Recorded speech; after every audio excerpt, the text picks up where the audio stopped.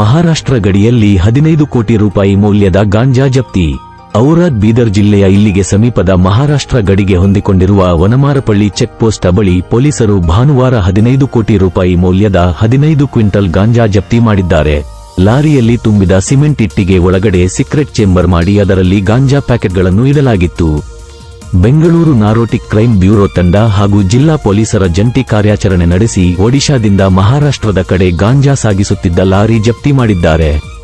ಈ ಸಂಬಂಧ 2 ಆರೋಪಿಗಳನ್ನು ಬಂಧಿಸಲಾಗಿದ್ದು, ಬೆಂಗಳೂರು ಎನ್.ಸಿ.ಬಿ ಪೊಲೀಸರು ತನಿಖೆ ನಡೆಸುತ್ತಿದ್ದಾರೆ ಎಂದು ಜಿಲ್ಲಾ ಪೊಲೀಸ್ ವರಿಷ್ಠಾಧಿಕಾರಿ ಚನ್ನಬಸವಣ್ಣ ಎಸ್.ಎಲ್. ತಿಳಿಸಿದ್ದಾರೆ.